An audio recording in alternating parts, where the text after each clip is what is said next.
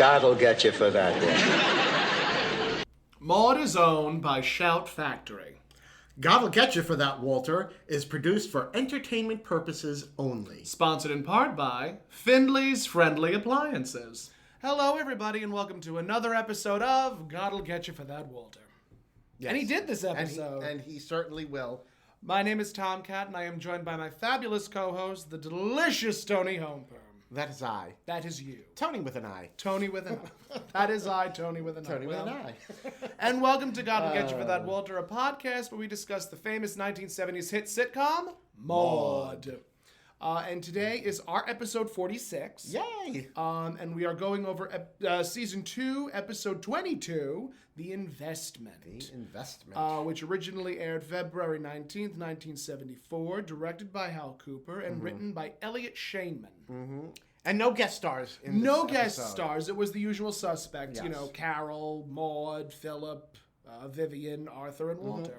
What'd you think of the episode? It was a cute episode. I enjoyed it. It was a cute episode. I definitely not a heavy episode in any way. Definitely not a heavy episode. I mean, by today's standards, it would be considered a heavy episode. Just You because. think? I mean, stocks have definitely become the controlling regards. aspect of the country. Yeah, but you know, money issues. That's kind of like a standard. Could be a sitcom filler. trope. Yeah, could be. You know, yes. I mean, so yeah. It gets used often. Yeah, but I mean, there's probably a very good reason behind that. You know, because in like the reality of those characters, money never really affected them. No. So. I think in the grand scheme of any type of fantasy or nonfiction, money just means nothing. No. Money is no object in these things, Right. unless the story is based around poverty. Exactly. And And they still were fine in their middle class. Middle class whiteness. Yes. Just that's it. Absolutely.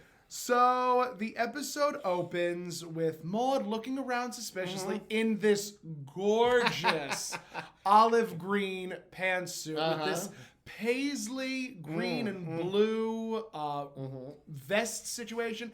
And my darling Jason Schmidt, who goes by B. Arthur Astral Dame on Instagram and Facebook, another B. Arthur impersonator.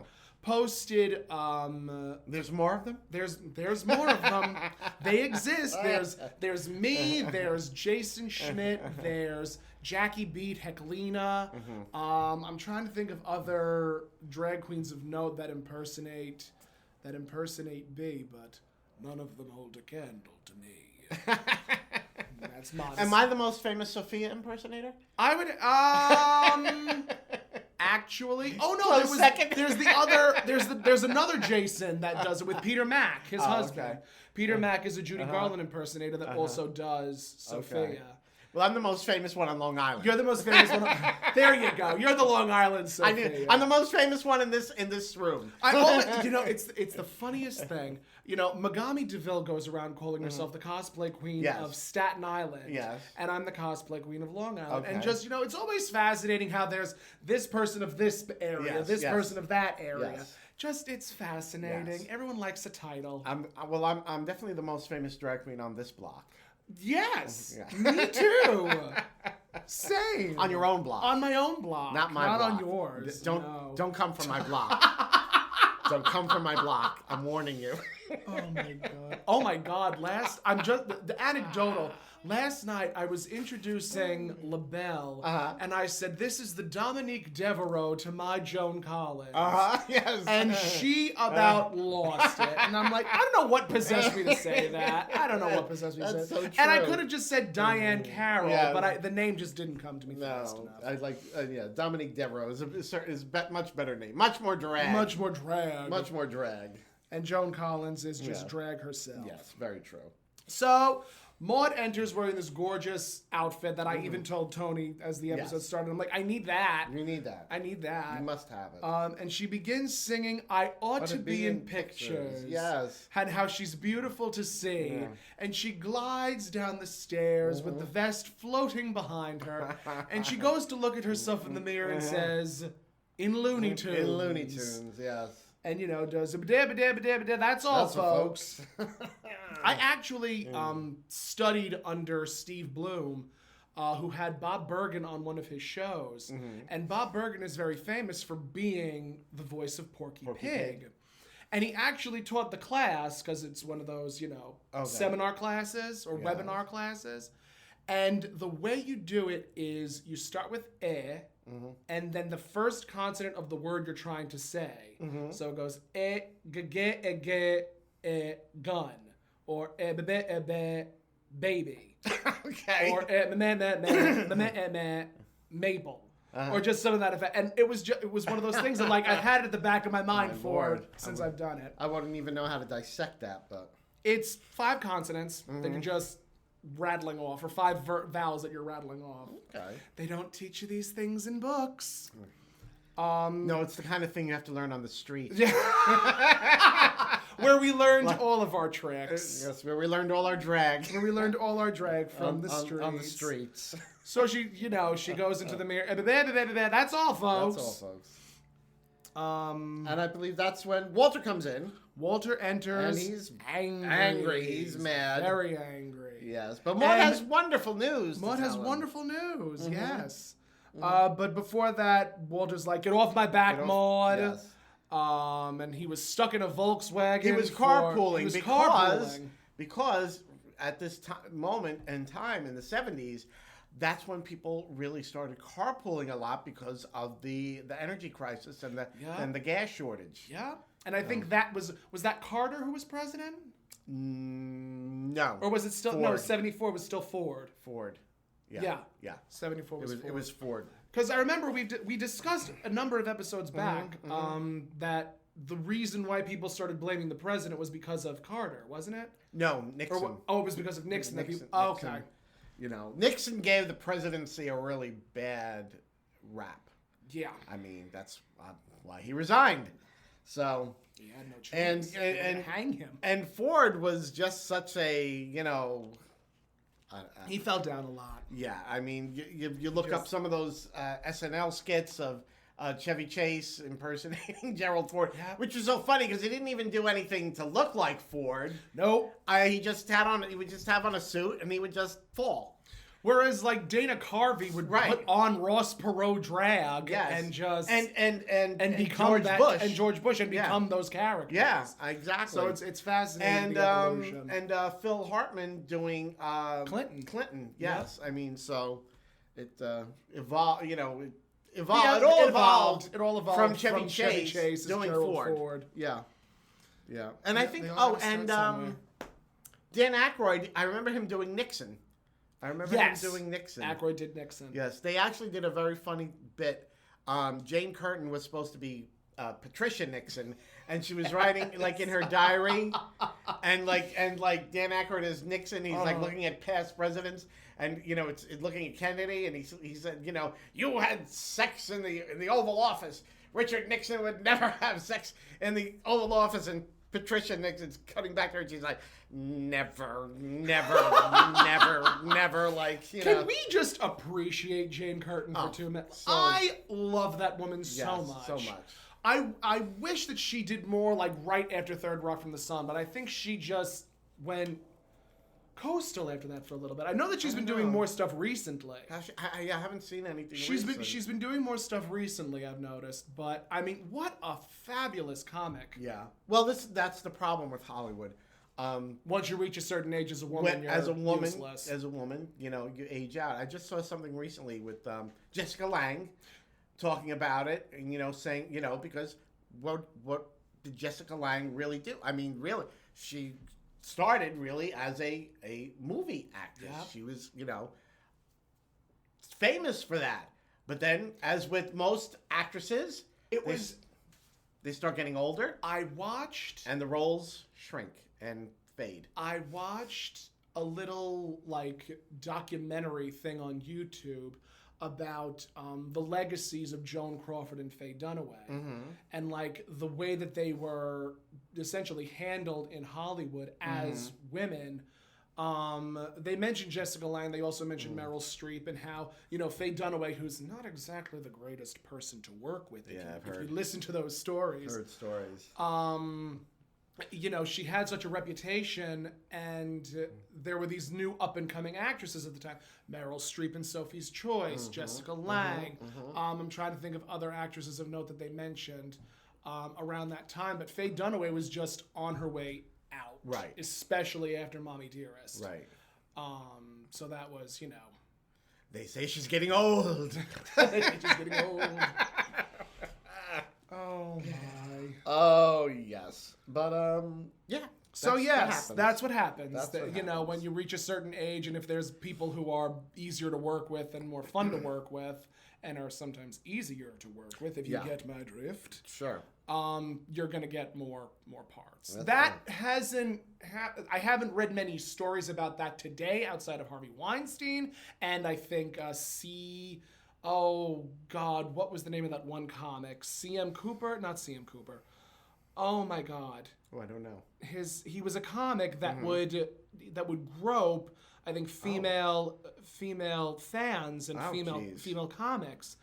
And there was a story that came. I think Sarah Silverman came out with a story about him a couple of years ago. Oh, his name is not coming to me. But you can look up comic that assaulted people. Right. And this was also at the height of the Me Too movement. Okay. And again, the name is, I know it's C.K. something. We digress. Just Google Sarah Silverman. And it'll come up. It should come up. All right. So moving gaily forward, Walter comes home bereft with grief because he was stuck in a Volkswagen because he was carpooling with 5 or 6 guys that all had salami for lunch. For lunch, yes. I do love salami. So do I. You know what I love more than salami, though? What do you love more than salami? Soppressata. Really? Love soppressata. I need to be in the right mood for it. God, when I have it with any pasta, that's yes. Then I can just devour it whole. That with a sharp provolone. Yes, and artichoke hearts. Yes. and mushrooms and olives. I'm getting very hungry now. That makes 2 of us. I haven't had anything to eat today, so there you go. Oh Lord. So there's another couple of reasons why Walter is distressed. And old Walter had to eat what I think was a tuna soggy tuna sandwich. Soggy tuna sandwich. A soggy tuna sandwich. A soggy tuna sandwich. It was so soggy. I'm telling you. Oh. And I'm dead. It just dissolved in my hands. It was so soggy. Dead. It was so soggy. Soggy. It was so soggy. So Walter goes into the closet because he's trying to hang up his jacket. Speaking of Joan Crawford, he says, there's no wooden hangers. No wooden hangers. No wooden hangers. There was no wooden hangers. And Maude says, well, I hate to say it to you, but I think Carol steals. So at that point, we find out that, he only had a soggy tuna sandwich for lunch, and there was only one of 5 customers that came into the store today. Right. The one woman that came in was a 300-pound something or other who was torn between guava yellow and pistachio green. Those were those colors those were in the the colors, 70s. Though. But pistachio green, I mean, mint is such a better color. We had avocado appliances when I was at that time. I remember. My mother loved green. When I hear these colors, all I can think about is Aunt Barbara. Because she still sells that Tupperware in those colors. Right. The Harvest Gold, the Guava. My grandmother had that. Green, she had Guava her Yellow. My grandmother's appliances. They were all the Harvest Gold. I remember that distinctly as a kid. She had a Harvest Gold refrigerator that was like side by side. There are so many things I want to keep from the 70s and so many things I don't. Oh. The colors being a number of them. So, the other customer was the wino. Was a wino yes. who only came in to use the facilities, and instead of using the facilities, used the washer, the pistachio green washer. And then and Maude comes out by saying, if you had listened to me and got the washers that load in from the top, this wouldn't have happened. Exactly. I have a washing machine that loads in from the front. Yeah, well, our washing machine loads in from the top, dryer from the side. From the side. Yes. whatever. So at that point, I think Maude says, well, I have good news. She's got news. Vivian and Arthur are back from their honeymoon, and they're coming over to play bridge. Yes. Have you ever played bridge? No. Me either. Have no clue. I can safely say I have not. I have no clue how to play it. I don't know. Does anyone even really play bridge anymore? Does anyone still play bridge? I'll drink to that. And one for Mahler. No, although I still want to play gin rummy. Oh, gin rummy is easy. I know. Me and my ex used to play it. That's easy. And it really is a fun game to play. And it's very fast. Like a couple of rounds and you're fine. Yeah, exactly. I just wouldn't play for money because I'm cheap. So Walter, he's getting mad, and this is the first time we hear him say that Arthur did something to him. Yes. He doesn't want Arthur. He doesn't want them He's to come over going to because kill of what Arthur Harmon did to him. Yep. And then we're interrupted by Carol and Philip coming in from the kitchen. Yep. And apparently they're gonna go see a movie. They're gonna see a movie called Bear Country, yes. Which apparently was a documentary about bears. Probably, that was really big in the 70s. Was those nature documentaries, nature type movies, and they had like the Grizzly Adams TV show. I mean, it was a lot like the fascination with South America during the 50s and 60s. Yeah. It was a fad thing. Yeah. That was like a big trend, was like, the ecology and nature. We had the hideous earth shoes. I don't know if have you ever seen them? Can't say that the I have. Earth shoes, oh my God. They were, Google earth shoes 1970s. Please hold. They truly were, they were comfortable. Don't get me wrong. I don't doubt were comfy. They were comfy, but like all the kids. Earth shoes 1970s. Yeah. That's the earth shoe. Oh, those are hideous. But you had to have the earth shoes. Oh my goodness gracious. That's them. And I had those. Of course you did. Of course I did. Of course you did. With my flared pants, my flared jeans. It reminds me of the Vans shoes that you see today that have that sort of like square toe. Mm-hmm. That's such an interesting look. Yes, but those were them. Those are the earth shoes. Wow. Yes. And I mean, they do look comfortable. They were. I would not wear them out, but they look like I could wear them around the house comfortably without judging myself. Comfortable. It was then it was after those. I think the next big trend I remember when I was in high school were the deck shoes. The Sperry topsiders that you had to wear without socks. Forgive us, we are drag queens. We are drag queens. Drag queen is in our blood. Sperry boat shoes? Yes. Oh yes. No. Yes. Is it coming up? Oh, this is those types of shoes. Hold on. No, you have to. That's modern. Yeah, we don't want modern. You don't want the modern. You need like the 1970s. I think if you put in like Sperry topsiders, then they'll come up. Don't know. But it was like you had to have. It was like everybody those. My grandmother wore those. Those are the shoes. And my mother would the brown shoe. They would only call them moccasins. They would never. The brown shoe with that bright white sole. Of course, that was them. That was them. Classy. Yeah, and so classy. The height of fashion. They were de rigueur. If you weren't wearing your Sperry topsiders, who were you really? You were nobody. Nobody wanted. You were nobody. Who were you? No one wanted to know you. It's like Keds during the 90s. Yeah. If you weren't wearing Keds, you weren't in fashion. Exactly. So, oh my God Almighty, that's too funny. Yeah, you had to have them, and you had to wear them without socks. Of course. Now my question is, how the hell did we get here from Bear Country? Well, we were talking about all those trends. Oh, that's right, the trends during the trends 70s. that and like granola was granola was big in this. Yes, big. Yes. You know, all those things. It all sprung from the same. All sprung from the same womb. Place. Yes. From the same womb. So, Carol is taking Philip to see Bear Country. He doesn't want to go see Bear Country. He wants to see The Exorcist. The Exorcist, because of course he does. Because Bobby Capoletti saw it and he threw up twice. 2 times.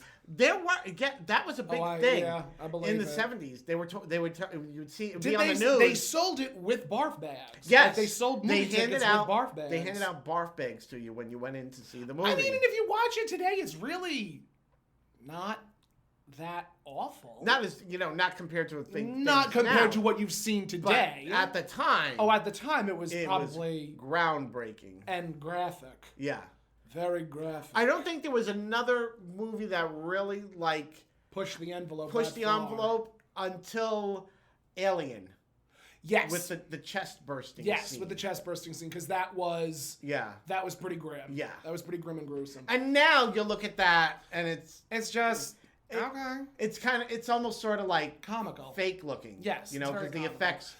What I will say, though, is the one movie that still holds up today in terms of technology, Jurassic Park. Mm-hmm. Yeah. Jurassic Park. Yes. I mean, that Tyrannosaurus Rex still looked realistic. Yes. It did not look fake in the slightest. Very true.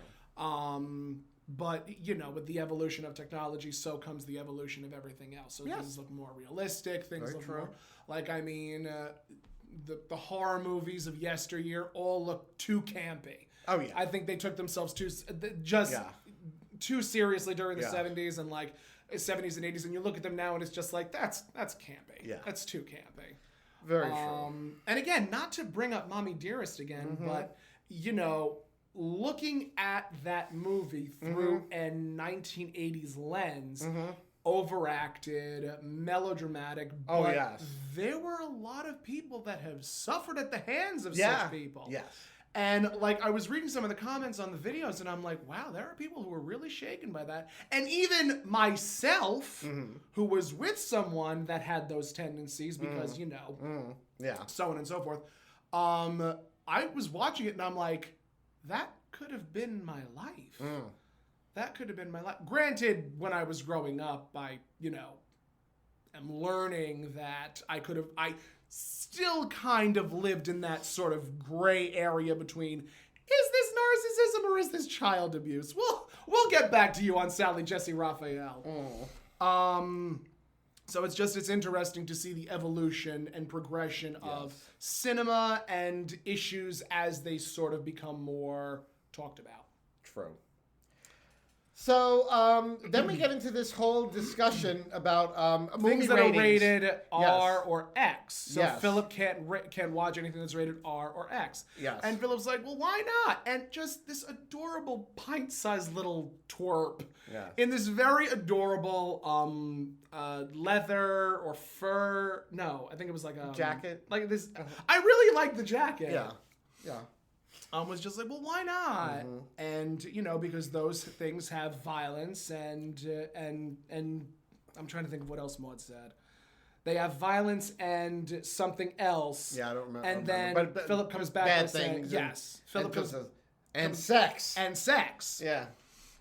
Which you wouldn't be weren't expecting to hear out of the mouth of babes. Out of the mouth of babes. And and then there's a whole discussion of well, how come it's okay to see the bears? Well, Bear Country. That's because Carol says they don't call it sex. It's called making love. Yes. So Philip, in his infinite wisdom, says, "Well, Bear Country has bears making love. Why can't I watch that?" Yeah. And Maude delivers a beautiful line. Yes. She says, "Because bears making love is rated G. Yes. But people making love like animals is rated X." So that got a very big laugh from the audience. Yes. And it's strange, isn't it? How sex is such America. Americans' relationship with sex. Oh my God. Is so primitive. Like compared to other Europeans. countries, yes. Compared to other countries, it's very. I just blame religion. Yes, very much. So. I wholly because this country was founded by Puritans who fled Europe. That's what this country was founded by. That's what that's ingrained. It's in the ingrained soil. in this country. In the soil. Yeah. these Puritan views. But I mean, come on now. What is it about sex that just drives people to insanity? Well, it's usually the ones that aren't getting it that are. That's why if they're not getting it, nobody else should either. George Carlin said it best. Isn't it funny how the people that you don't want to expletive, right? Or people that are against abortion, or people you wouldn't want to expletive in the first place, right? And it's just, yeah, that's tradition, pretty much. So it's fascinating. Yeah. The world view the country nationwide view that we have on sex. I mean, I'm all for free love. Just make sure it's consensual. Exactly. And that, I mean, what consenting adults wish to do by themselves in the privacy of their own bedroom, it's their business. Yep. Doesn't need the government regulating it. Correct. But the government does have a nasty habit of going in places it doesn't belong. Oh Lord. But we can get into that in another episode. We'll save that for another time. But at that point, Philip's like, "Well, can we please go see 7-Ups?" Right now. And 7-Ups has too much violence. Right. And right. Philip says, "Well, then how come it's not rated X? How come it's not rated X?" Right. And Maude says, "Well, that's because it's violence with your clothes on." With your clothes on. Which again, violence, no problem. But again, violence is completely and totally okay. Like right. there are war movies made every year. Right. But when it comes to, and not only exclusively sexual movies, because you can watch pornography, and to those that are in porn, God bless you.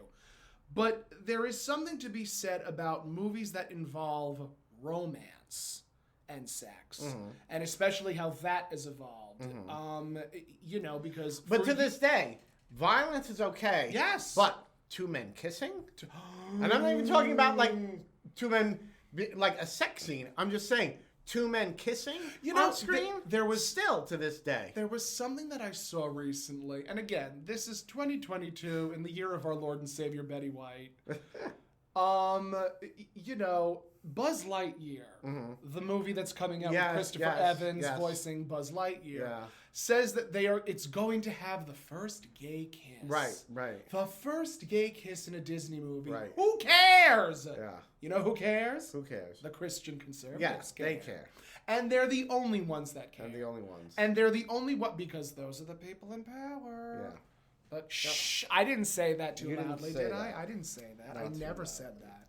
I never said that. I literally have written down pissed in the pistachio green. Pissed in the pistachio. I'm such an idiot.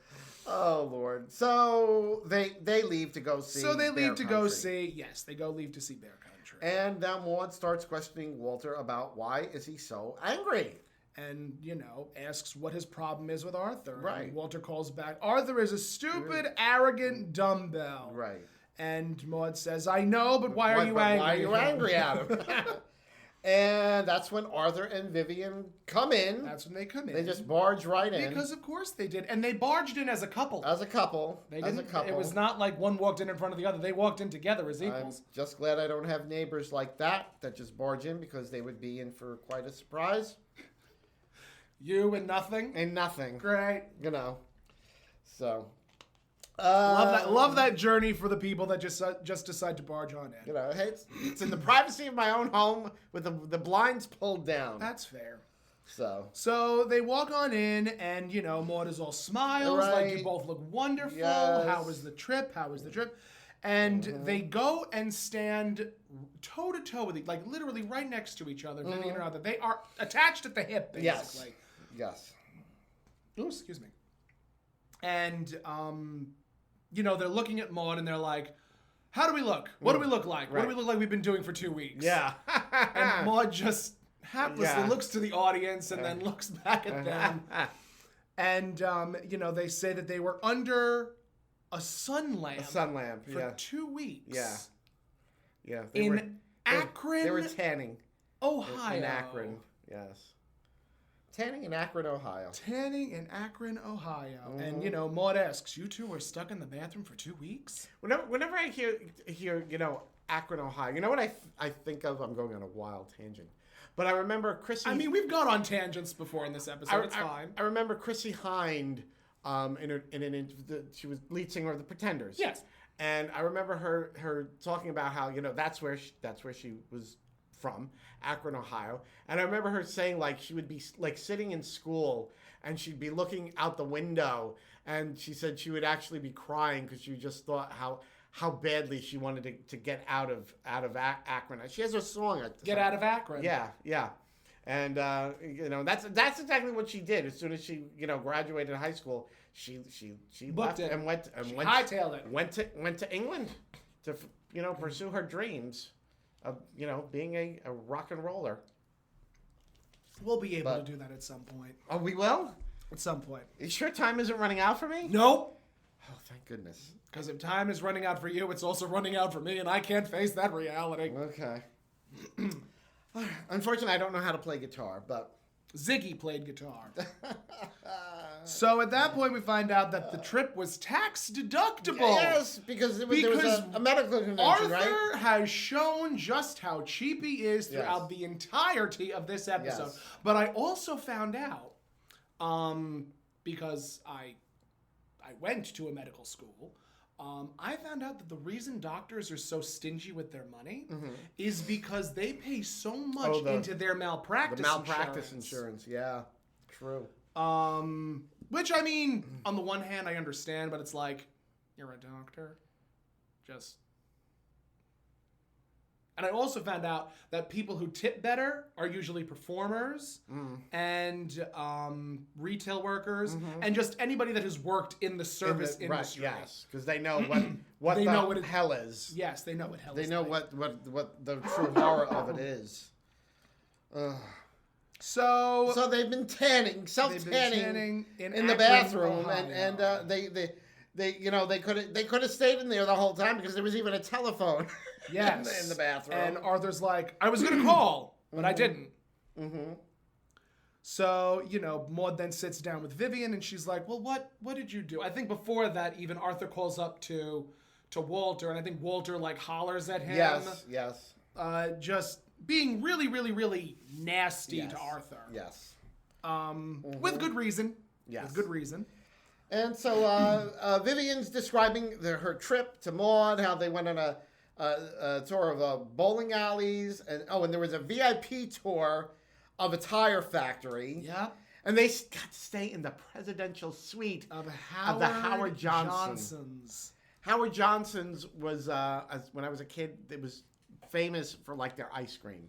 That was the big thing. You went to Howard Johnson's for their ice cream, even if you weren't staying at the motel. Even if you weren't staying at the motel. Yes. And whatever happened to that? I don't know. Are there still Howard Johnsons around? I don't know. No idea. I don't know. Motel 6s are on their way out. Are they? I think so. Although, what was I watching? Schitt's Creek. Schitt's Creek actually I don't know if it was intentional or not, but the way that the series sort of ended was that, spoilers, was that his father, Eugene Levy. Eugene Levy's character was going to start going to different motels, buying them, and then flipping them. So, I don't know, maybe it would do something for the motel industry, but, we have so many of them on Long Island, and every time you pass them, it's just, of the hourly rate type. Yeah. Which, I don't particularly have a problem with that. No, I don't either. Just, again, be careful. Yeah. You might contract something from the betting. Although, the one, one of the closest ones on... the Pine Lodge Inn. Is that the one on... I mean, there have been murders there. Oh, I don't doubt that. Yeah. I don't doubt that. Yeah. So I mean, I have nothing against places Is it like like that. Pine Lodge or but Pine Grove? something like Something that. to that effect. Something like that. But then the one that's like at that one corner of the airport diner, and yes, that's the one. that's a nice one. Oh, is it? Not that I'd know. Okay. So anyway, Walter comes down and he snubs Arthur to like greet Vivian. Well, wait, actually, even before that, What did I Maude miss? said something about a winter White House. Winter White House. Because Vivian ends up saying like, "Oh, it was very wonderful for a president to be staying in such a." Oh yes. Because the president could Yes. stay in the Howard Johnson Yeah. presidential suite. Yeah, I think it was don't think supposed to be. Yeah, the president's not really going to stay in the presidential Yeah. suite of the Howard Johnson, but Yeah.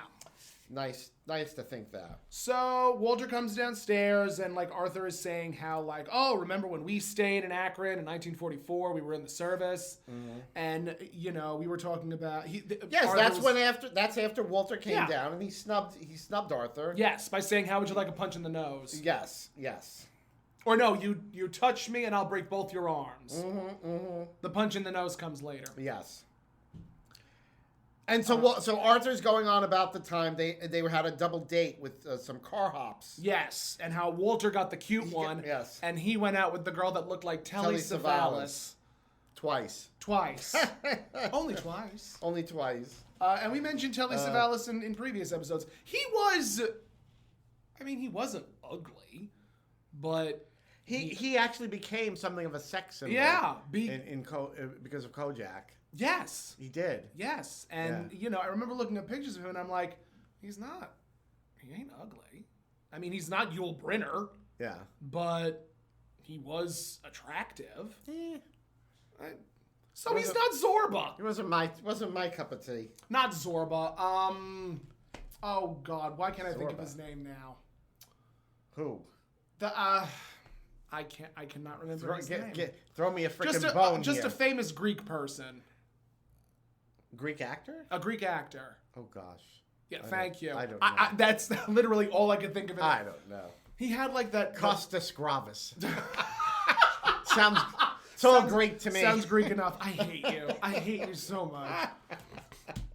So, yeah. So we're saying we were talking about Telly Savalas, and then I have down potato chips. Does something happen before the potato chips? Walter says, let's sit down, let's play cards, but he's being really, bitchy to Arthur. So and that's really, when, really petty. Yes. That's when Maude says, she stands up, she's like, Walter, would you come in the kitchen with me to carry out the potato chips. They're heavy. And Walter's like, potato chips? Yes. And she turns to Walter and goes, you know how heavy they are. You know how heavy they are, yes. So they head into the kitchen. Yep, they go into the kitchen and Maude confronts him. Maude's like, wants to know what happened? Yes. So I think Walter finally relents and says there was a stock tip that Arthur gave me and it tanked. Yes, the company went bankrupt. And Maude asks, "How much did you lose?" And Walter kind of just says, "Well, I lost a few dollars. Only a few dollars. A few dollars. Nothing big." So of course Maude is like, "Well, that's not the end of the world. It's like." And she tried to reason with him by saying, right. she even reasoned saying, if you lost only a few dollars, think about how much Arthur may have lost. And then she has an example. She said her father, he had bought stocks in AT&T, and he bought them. They were only like $1 a share. $1 a share, and then they jumped to $1.25. When he sold them all when they jumped to $1.25. And she turns to Walter and says, but he lost on other things. Yes. It doesn't always work like that. Yes. Wah, wah. So, she then mentions Arthur, and Walter points out, well, he's a doctor. Yes. And Walter said that, Arthur guaranteed him that he was going to make a bundle off of this. Yeah. And Maude tells him, Arthur and Vivian, they're just back from their honeymoon. Don't burst their bubble. Let them do it on their own. Yes. And there have been multiple times during the series when they have. So Walter said that he's gonna play one hand of bridge, and then he's gonna go upstairs and cry himself to sleep. Yep. Yes. So the one thing that Maude insisted was, don't mention the stock tip. Don't mention it at all. Well, no, she says, Arthur's your friend. Why not just, tell him gently about that was it? Yes, tell him gently, break it to him gently about it. Tell and him Walter's gently. he says he can't even bring himself to mention it because he feels if he even just brings up the subject, he's going to lose He's it. going to lose his mind. Which he will. He did anyway. He would, and he does, and he did. So they walk out from the kitchen. Yes. And they sit down with the potato chips. Yes. And I think Arthur says something to Walter. I cannot recall what it was, but Walter jumps down his throat by saying, "You knew all about that stock tip. What? He calls him a fink. That's it. Calls him a fink. Calls him a fink, and Maude's like, Walter, why don't you go upstairs and cry yourself to sleep? So, they start arguing. Well, they don't start arguing. Walter starts arguing. Yes, Walter's arguing and, with Arthur. Arthur says, I got the stock tip from a very reliable source. Right. He was operating on the president of the company. Right. And before he went under, before he went under the knife... The anesthesia, I think. Before the anesthesia, yes. Before the anesthesia kicked in, the president said, "Bye, Arthur, bye." Bye. Now, I'm wondering, was it B-U-Y or was he B-Y-E? No, it was B-Y-E. That's what made the joke funny. Yes. That's bye, what made the joke Arthur, funny. bye. Yes, so... Arthur said something, was it C'est la vie? He said "C'est la vie." Because that's when Vivian points out that he's bilingual. And then he turns to Vivian and goes, "And double jointed." Yeah. Because we needed to know that about Arthur, that he's double jointed. Absolutely. I needed to know that, did you? Yeah, no. And and Arthur's saying it's just one of those things, and that's when Walter sticks his foot in his mouth. He puts his says, foot "I in lost $3,700," and he holds the cards up real close to his face at that moment. And then they're playing the game, and whatever it is with bridge, they're calling out different. Yeah, they're calling out different bids. They're cards or bids or whatever, and we get to Maude, and Maude says, "May we review the bidding?" Yeah. Yes. And they go over it again. I think Vivian speaks, then Walter, then Arthur, and then by the time it gets back to Maude says $3,700. She stops, throws the cards everywhere, and screams, $3,700. Yes. I thought you said it was only a few dollars. Right. And Walter springs to his feet and says, "But that's nothing. Think of how much Arthur may have lost." Right. And Arthur gets up, springs to his feet and says, Kids, don't worry. I didn't invest a nickel. And that's when we cut to commercial. Now, stocks. They are the driving force in this country, and you cannot tell me nothing. Stocks are what people say equate the economy to. Like when people say, "Oh, the economy's great," that means that the stocks are doing well. Right. "Oh, the economy's awful," that means the stocks are doing poorly. Right. And I really want people to start equating stocks to the economy because that's what a lot of other people do. True. And that's what the rich oligarchs of this country want you to do as well. I mean, they don't want you to do that. They don't want you. No, they don't. Because again, as Trump has said, he loves the poorly educated. Yeah. For good reason. But that is none of my business. That's none of my business. So we come back and Walter is... He's having a literal tantrum. He's like a child. throwing a fit. He's lying on his back. Kicking and banging on the floor. Yes. He didn't invest. Yes. He didn't invest. And Maude she's pleading with him to please get up. And Walter, he wants to know why Arthur didn't invest. Correct? Yes. Oh, Vivian asks, "Is he always like this?" Yes. And Maude says, "Only in the morning when his pablum is It's too hot." And Vivian, she's trying to get Arthur to apologize to Walter. Yep. Walter wants to punch him in the nose. Yep. And I think at that point,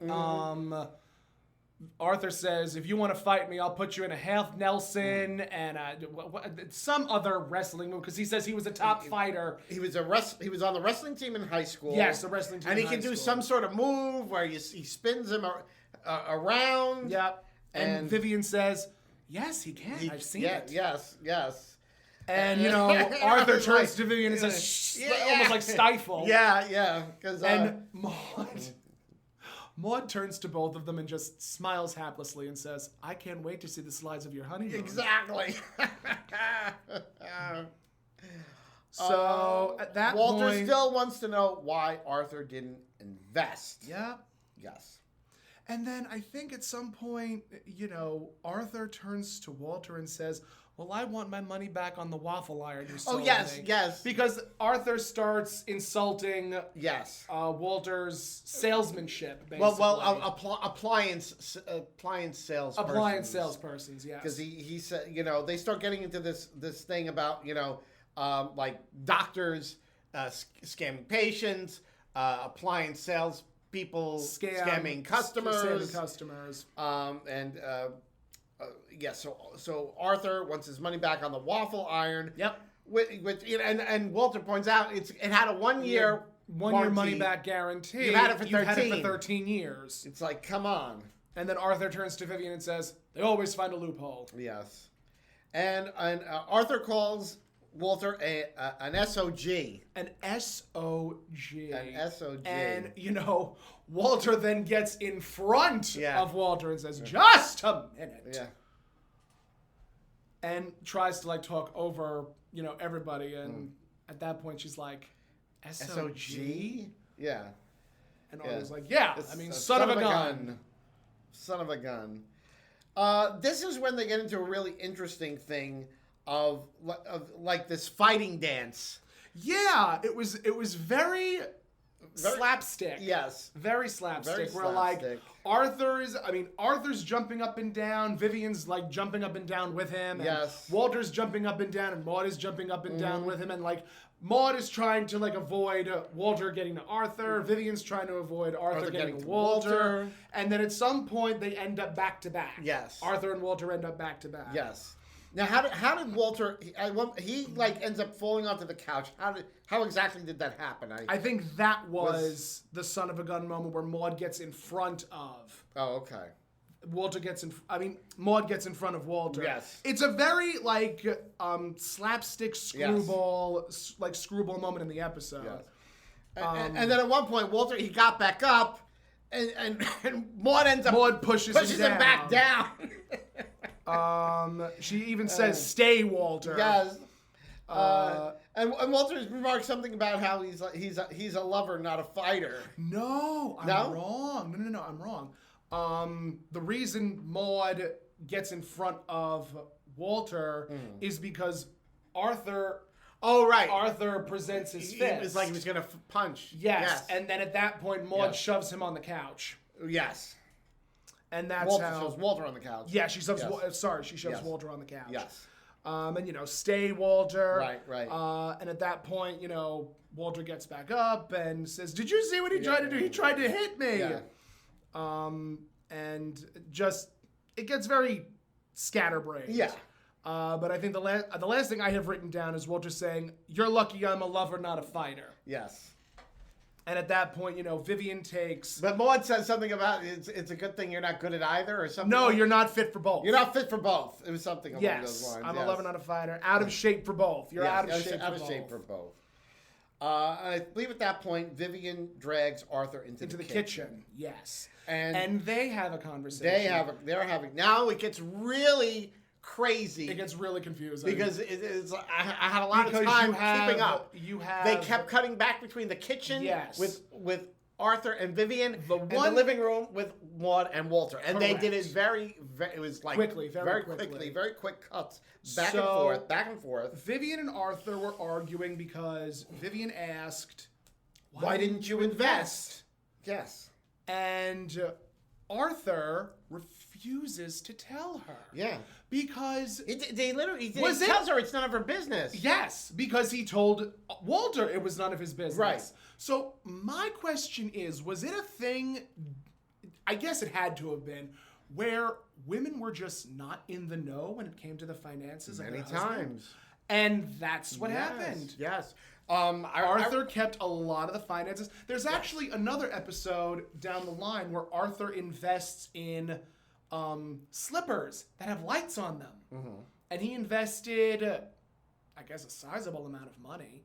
And it was sort of that same thing where he just would not tell Vivian how much he's lost because we see how prideful Arthur is. Like, he's not going to tell his wife of his cock-ups. Mm-hmm. Yeah. But, that was, you know, I'm sure it still happens to this day. I'm sure but, it still you happens know, in certain areas. But, you know, modern relationships, it's not something you would hear about. But back then... Within the first month, you find out how much you owe in debt. Yeah. Or how much your partner owes in debt. Yeah. It's, again, that evolution of relationships and the passage of time. Like, you know, you need to be in the know. You need to know what you're getting yourself into before you get into a relationship. Because God forbid you get in love with, you get into it with the wrong person, and it's like, wow, I'm taking care of two people, myself and this person. Yeah. And I've heard of like people like not wanting to get married because the other person has like a bad credit rating. Yes. That is a joke, but it's true. But it's true. There are people that will not get into relationships with people who have bad credit. Right. Or they'll be in a relationship, but they won't like get married. They don't want to like legalize it. Because then at that point you become a liability. Yeah. Exactly. So they don't want the other person bringing down their credit. No, don't want that. Crazy. Again, another one of the reasons why I didn't marry my ex. Oh. Because I knew how poor their credit was. Okay. There you go. So moving gaily forward, after Arthur and Vivian have their sort of tiff, we cut to Maude and Walter, who are arguing about like Maude asks, right, what are you hiding? What's going on? Why didn't you tell me? And Walter's like, I was going to tell you. Right. And then he mentions his ex-wife, whose name is Marta. We meet her later. I think we meet her in like season 4 or 5. Right. And he was like, I never told you that 900 that I gave about to my the 900 ex-wife. I gave to my first wife. And Maude's like, no, he says, you know, he's stating as if he had told her about the 900 to his first wife. Which is and Maude is like, you never told me. You never told me. You never told me about the $900 you gave to your ex-wife. And Walter just smiles and says, it'll be 6 months next week. Right. Or 6 months Sunday. 6 months next Sunday. Yes. I think at that point... It might have cut right back to Arthur and Vivian. I think it cuts right back to Vivian and Arthur. Vivian is crying. Yep. Because, you know, Arthur, you know, he's not... You know, she feels a lack of trust in the relationship. Yep. Arthur doesn't want to, like, you know, share things with her. Yep. There's no mutual trust. I think it goes from them. It goes back to Maude and Walter. And Maude. This is where, you know, Maude says, you know, I'm tired of being the little housewife and just your silent partner. And Walter says, have I ever said you were silent?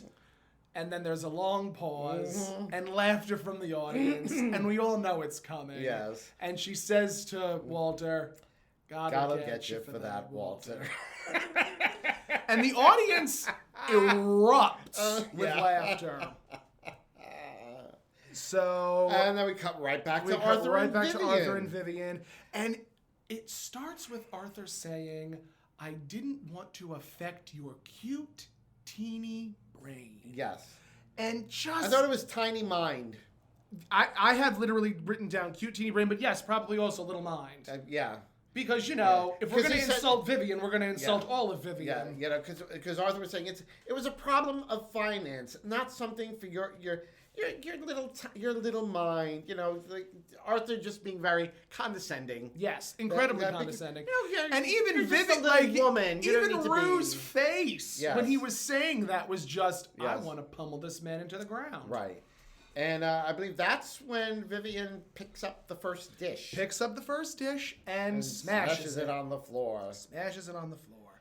And Arthur is so shocked. He's like, Vivian, I've never seen you behave that way. And she's like, oh, you haven't? Oh, well, here's another dish that I'm going to smash on the floor. Yes. And then I think at that point, he picks up a plate and he starts smashing. And then we cut back out to the living room. And Maude and Walter are fighting, but now they start hearing the dishes breaking. Yes. And they want to know what the heck is going on. Yes. So they went into the kitchen. And that's when they see, like, you know... Walter screams, Arthur! Arthur! And then they go into what I called the hold it bit. Uh-huh. Where Walter says to Arthur something about him being a crackpot physician. And I think Arthur says, hold it. And then Arthur says something about Walter. And then I think Maude says, hold it. And then Maude says something about Arthur, and then Vivian says, like, they all say hold it. It was all. They all say hold it. It was a very, very funny bit, and I would love to do that on stage at some point. Vivian is saying that Arthur thinks that she was jealous of Agnes's funeral. That killed me. Yeah. Because, again, Arthur is lying. Yes. When in reality, and again, the consistent theme was that this vacation for Arthur was a tax break. Right. And he mentioned it endlessly. And I think that was when, I think that's how it started. Like, Arthur mentioned how it was for a tax break and how, like, Vivian was jealous of the funeral. Yes. And then Vivian says, hold it. Then mentions just again, it was very fast paced and very, very scattered. But what ends up happening is that Maude and Vivian start Getting at each other's throats. Yes. And Vivian turns to Maude and says, I thought you were my best friend. And Maude says, that's because I am your only friend. So Maude exits to the living room. Yes. And the rest of them follow. Yes. And the next thing I have written down is high-rise fire hydrant. Well, first, because please, go ahead. Because Maude points out that, Vivian looks like Telly Savalas. Arthur likes to date girls that look like Telly Savalas. Implying that Vivian also looks like Telly Savalas. And that's when Vivian says that Maude is built like a fire hydrant. What was it? No, wait. What kind of? It was a high-rise fire hydrant. Well, because she says, she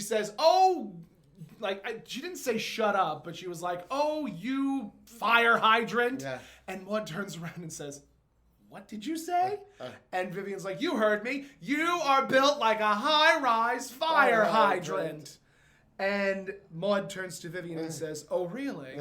Well, you are built like the kind of animal that would use one. Yes. And just... it just gets crazy after that point. Yes. The next thing I have written down is, Vivian saying, oh, go swallow a Volkswagen. Yeah. Your mouth's big enough. Big enough, yes. And Maude is finally like, we don't have to. We don't have to stand here and listen to this. We will never, ever set foot in this house again. And they exit their own house. And then Arthur and Vivian are just sort of like stunned, puzzled. What just happened? Because it's like the camera did not pan to Walter and Maude. No. But they enter the house and very sheepish. Very sheepish. And they start laughing, and then they're all laughing. Vivian goes to Maude. Maude hugs Vivian. Yeah. Walter goes over to Arthur and gives him a handshake and a hug. And we finally sort of come to the resolve of the episode. Yes. Where we finally understand why. Yeah. Vivian says to Arthur, "Why didn't you invest?" And Arthur, he's like, well, he doesn't want to. He's willing to tell Walter, but he doesn't want Vivian. He can't tell Vivian to know. Everyone thinks he's successful. Yep. And he finally cops to the fact that he didn't have the money. Yep. He lost it in a real estate scam in Costa Rica. He owns 1,000 acres of swampland. He was going to become a banana king. Instead, he's a mosquito king. Yep. 1,000 acres of swamp. And that's why he had have the honeymoon that could be tax deductible, which he didn't want to have initially. Right. But he had to because it was tax deductible. It was tax deductible, and he lost the money. Yep. Yes.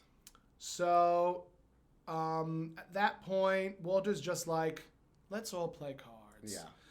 The hatchet is buried. Let's just sit down and, Right. they all sit down. And Arthur's like, because I lost so much money, I thought that I would ask you guys for a couple of bucks to tie me over. Yes. And, Walter's like, oh, well, the money that I was going to use for the money that I invested, I was going to give to you, if anything. And, Maude's like, in the interest of friendship. And Arthur says, oh, it's all right. I can make it up with a few house calls. 2 house calls and a few house calls and a few hernias. Hernias, right. Because the joke was, earlier in the episode, Walter says he can make that money back in days with 2 house calls and a hernia. Exactly. So then that's when Maude says, we have $4,000 in a vacation fund. We can lend that to you. Right, Walter? And Walter just picks up his cards again and looks at the cards and says, 2 clubs. I bid 2 clubs. Yeah. And Maude says, would you excuse me for just a moment? She puts her cards down on the table, goes over to the couch, and falls down on the floor and says, my vacation fund! Yes, because now we come to find out that apparently it was the vacation club money. That's what the money was that Walter used. That $3,700 came from the vacation fund. Can you imagine having like $4,000 just for vacation? Not in this day and age. I mean, because the sad truth is most people live paycheck to paycheck. Yeah. Hi. Yeah. Saludos amigos. Yeah. I mean, it's unfortunate. Like, it's really unfortunate how wealth has been hoarded in recent years, because in the 60s, 70s, even before 80s, like, you were able to sort of siphon away some fundage for a vacation to someplace. Now you have to work 3 jobs, have a side hustle, and like some type of internet clout in order to have any type of financial hold on yourself. Yeah. And it's really quite sad. Yeah. It's really sad. Very. But I mean, to just be able to take away a certain amount of your paycheck and then put it away. And this is someone that owned their own business. Like, right. He owned Finley's Friendly Appliances. Yeah. So it's just... I would classify them as upper middle class. Very much upper middle class. Very much upper middle class. Nowadays, upper middle class is a doctor. Yeah. Years ago, that was high class. Years ago, doctor was high class. Nowadays, it's like you're just upper middle class at this point. Yeah, very true. So there's a commercial break. There is a commercial break, and then we come back to the epilogue. Maude is giving Walter some coffee. It's the same night. Arthur and Vivian have left. They've left. And, Maude comes out with a hodl of coffee. A hodl of coffee? A hodl of coffee. A pot of coffee. Leave me alone. Who are you to judge me? Oh, hell. So she comes out with a pot of coffee. I thought it was a hodl of coffee. Welcome to the last episode of Hodl of coffee. Hodl of tea. Oh, my God. Oh, the crabs, they come back to me. Oh, my Lord. Hell. So Walter's sorry he blew the vacation money. And Maude, of course, says, with a smile on her face, don't worry, honey. We'll still be able to go on vacation. We're going to. She knows a wonderful place. A wonderful place. It has everything. Horseback riding. Tennis. And all of these fun activities. And Walter's like, oh, great. Yeah, where is it? And she turns to him and her face drops. And she says, Central Park. And the evenings will be filled with excitement. Muggings, beatings, stabbings. Yep. Not so much anymore. No, I thought things have gotten worse again. Only on certain parts. Yeah. Of Central Park. Yeah. I do still, catch the occasional mugging on. There's also that app, the civilian app. Oh, I don't know it. It's good for people that live in cities. I think Does my sister have that app on her phone? My sister has some type of facsimile where it's similar to civilian, but you'll get reports about accident on such and such a corner, stabbing at such and such a place, shovel being used on such and such a person at such and such a place. You know, speaking of that sort of thing, it's been big on the news this week. Yes.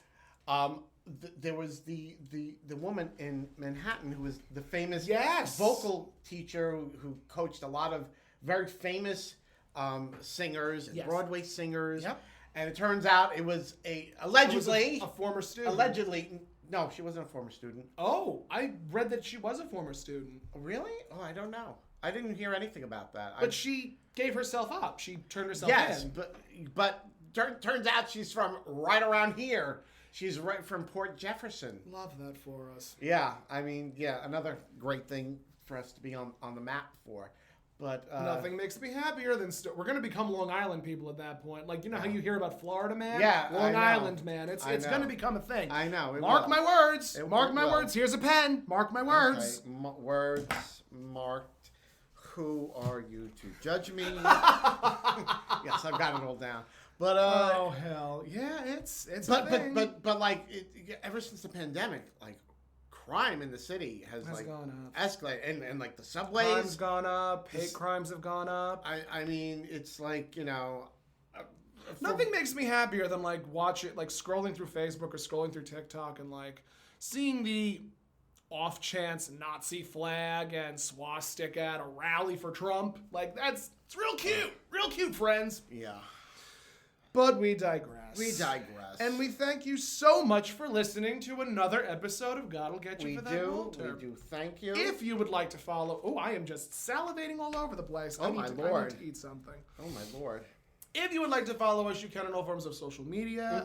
At YouTube, God'll Get You for That Walter. On Instagram at Findley's Friendly Appliances. And on Facebook at God'll Get You for That Walter.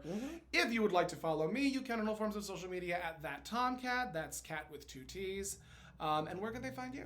Toni Homeperm, and that's Toni with an I. With an I, and that's Facebook, YouTube, Instagram, TikTok, and even Twitter. That's 5. It's 5 media socials. I know. 5 social medias. And you know, I do have to blow my, toot my own horn just a little. Well, if you don't, I won't. Because I actually had a TikTok, one of my TikTok little 60-second drag queen transformations. Yeah. It's over 14,000 views. Isn't that lovely? It's amazing. It's amazing the amount of dreck you will see people like. And I wasn't even popping a blackhead. Although some of those videos, man, they will get over 10 million views. I know. Crazy. It's insane. Yes. Insane all what people will all watch. the amazing things that could be done with the internet, and what do we do with it? We post videos of pimples being popped. We post videos of pimples being popped. Let me tell you something. There are some people that are into that nonsense. I know there are. It's just... I know. Anyway. Anywho. We thank you so much for listening, and you'll be able to hear us again on another episode of God'll Get You for That, Walter. Bye, guys. Bye-bye.